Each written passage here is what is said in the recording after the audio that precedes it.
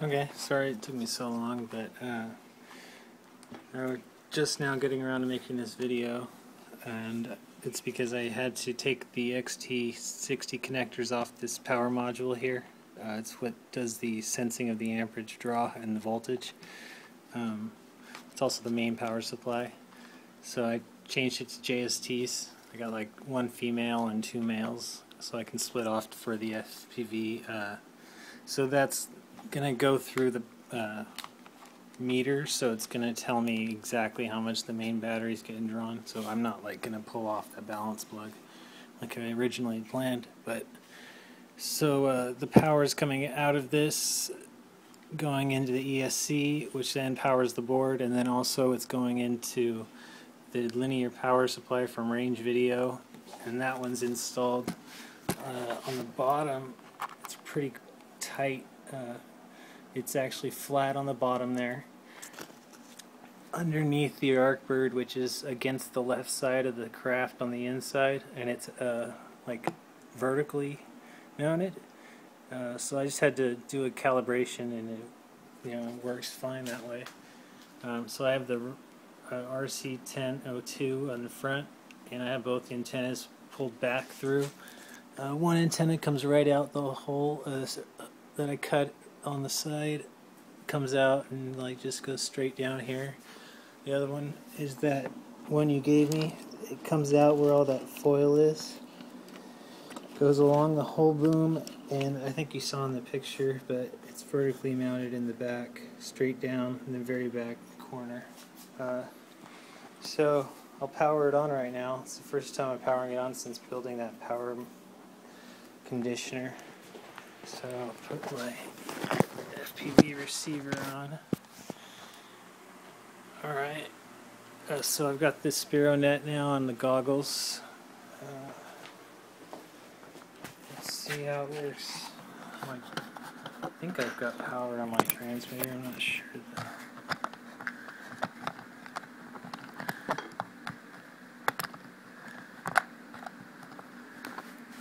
This JST is like just long enough. All the wires are really trimmed. I tried to keep it really neat.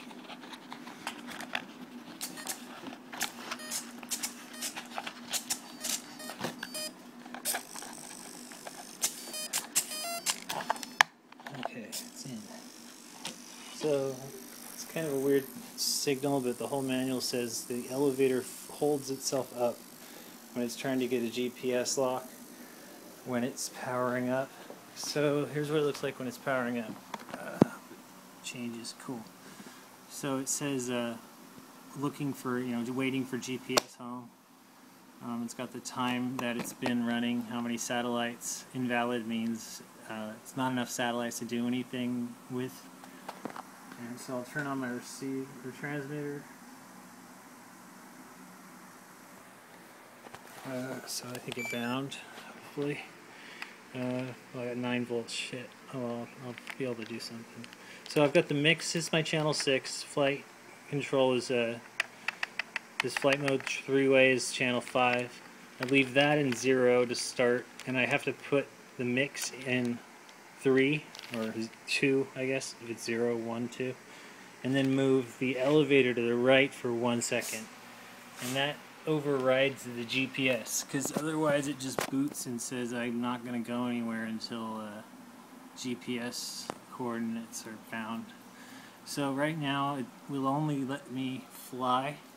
It won't let me do any balance. Well, actually do balance, but won't do return to home or failsafe, of course. So yeah, it's got all the stuff. I like all the features it's got. So this little guy's the mode indicator, and that means manual mode. The other mode,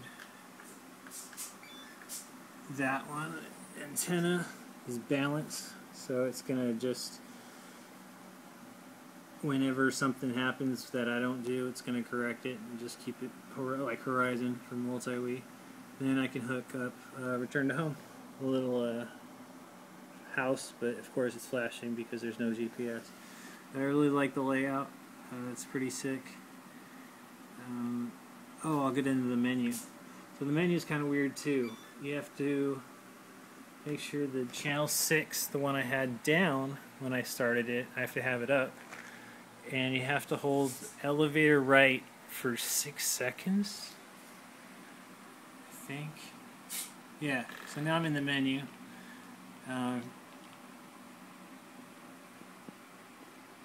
You just use the, it's kind of weird, you just use the elevator to browse the menu, and it works really well. So you can set the home position. If I had GPS, go to control parameters. There's PID values basically for the roll, pitch, yaw control, how much compensation you're going to get. Neutral check, that's where I did the basically calibration for all of it to show what's level. So when I put that in vertically, I do neutral check, and now it works like it's horizontal. Launch assist, I want to look that up. It looks like something maybe when I try to take off, it might, I don't know, help when you're taking off. So I'm going to look into that mode, but most of the documentation is Chinese. Custom mode, so the return to home switch can be more than just return to, or it can be other than return to home. It can't be more than one at once. But this thing can do 4 waypoints, and you have to physically set up each waypoint. Like you go to the, like you may do the flying by yourself pass first. So you fly over it, and you come into the menu, and you set a waypoint. You fly to the next one, you set it. You fly to the next one, you set it. You fly to the next one, you set it. You can only do 4, and then you land, and then you can put this in the waypoint mode instead of return to home, and have it, you know, follow the path. But you won't have return to home, which kind of sucks. So I'm never going to do that. And then there's hover too. Instead of return to home, you can make it GPS hold over a specific area instead of come back. I don't know what the hell that is. Send force para, height source, air pressure, or GPS. You know which one you want to go with. Lock direction heading. That's you know, mag, so it can keep the heading when I'm doing the balance mode, and I don't want that. Fence area. It'll stay within like a relative area. So let's say I know the little grass area at Baylands Park is 50 yards deep away from me, and 100 yards to my right, 100 yards to my left, and 0 yards behind me.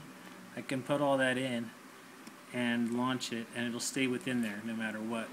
It's pretty crazy. I guess it's a way of, like, you know, giving your transmitter to a little kid and letting him fly. You don't have to worry. So this is where you have to come into to set the waypoints. It's kind of shitty to have to be in, you know, you're flying FPV and you come into the menu. But flight record, I don't know. This looks like maybe all the data I've done so far. So it's pretty sick. So I guess that's it, really. I mean, the OSD options, just, you know, I don't have RSSI on right now until I get UHF, but you know, you can change what the battery, low battery sets on, whether I get the chords on the screen, the different patterns. I guess there's like, the other patterns would be like fighter jet kind of setup and simple, but I've looked at the others, and default's the way to go because it has return to home special stuff. So to exit, I just put channel 6 into anything else mode, and I go back. Cool. Yeah. So actually, I'm gonna try the throttle because I haven't tried that yet. Yeah, it works. I think it's ready to fly, dude. Everything's done. Got red everywhere. Cool fat shark.